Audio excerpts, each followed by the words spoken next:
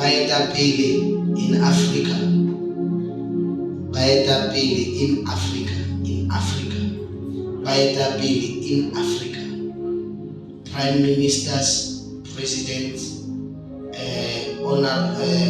honorable speakers.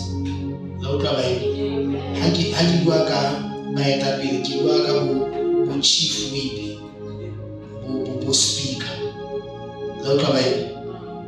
Like we are talking of that governance ka hare ho presidents ya nations in Africa. They are the changing of the guards. Ho tlo hlaya a lot of protests ha ke bua ka South Africa. Ho tlo hlaya a lot of protests concerning the general leaders of these countries that I see. Protests against corruption and unemployment, revolts, strikes, the government hunting down those who protest against it. The story of the Arab Spring is well known. But will history repeat itself? Have a look at what's happening on the streets of South Africa. There is a fear of mass protests. The country is bracing for a national shutdown. Protesters are ready to fight against the establishment. And it's not just South Africa. There are protests across Africa. What is leading to this unrest? Where are things headed? Our next report takes a closer look. The South African government is tiptoeing right now. The country's third largest party, the Economic Freedom Fighters, has surged the citizens to take to the streets. It is demanding Cyril Ramaphosa's resignation over his handling of the economic situation. South African President Cyril Ramaphosa has reacted to this and deployed soldiers in several cities, expecting to contain the protests.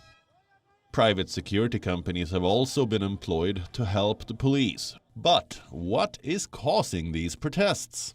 South Africa's economic growth has been continuously tumbling. The economy fell below pre-pandemic levels by the later half of 2022. Citizens are battered by high unemployment, soaring inflation, and waves of blackouts. Energy providers are also facing breakdowns and capacity shortfalls. Demonstrators have been walking on the streets with signs such as "Down with the load shedding" and "We are tired of blackouts." The EFF party has urged protesters to behave peacefully and watch out for provocators who might attempt to hijack the nationwide strikes. But what is Ramaphosa's stand amid the chaos? The South African president says that the Economic Freedom Fighters party is pulling this stunt just to gain prominence ahead of the national elections next year. Ramaphosa's government says that people shouldn't believe in the so-called national shutdown. It went on to say that businesses will be functional and no acts of criminality will be allowed. This shows the government's confidence in stopping the people from raging on the streets. Other parts of Africa are also witnessing protests. The streets of Kenya are filled with demonstrators as businesses shut down in the capital city of Nairobi. The country has been hit really hard after it lost close to $2 billion due to the unrest. In Nigeria, opposition politicians have called for protests over the alleged rigging of the presidential elections.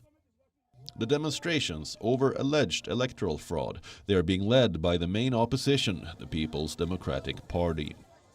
Tunisia is also witnessing unrest. Protesters are pressuring the government over the alleged authoritarian rule by the president. The capital is witnessing multiple rallies by thousands of opposition supporters. Senegal is also fighting its way through adversity. Supporters of the opposition leader Ousmane Sonko are marching in the capital Dakar in support of presidential candidate who is currently facing a libel case. Will the nation's leaders arrive at a solution as people voice their anger towards them, or will people continue to protest and hope change in these crisis-ridden countries? ho tlo hlaya a lot of protests ha ke bue ka South Africa. Ho tlo hlaya a lot of protests concerning the general leaders of these countries that I see.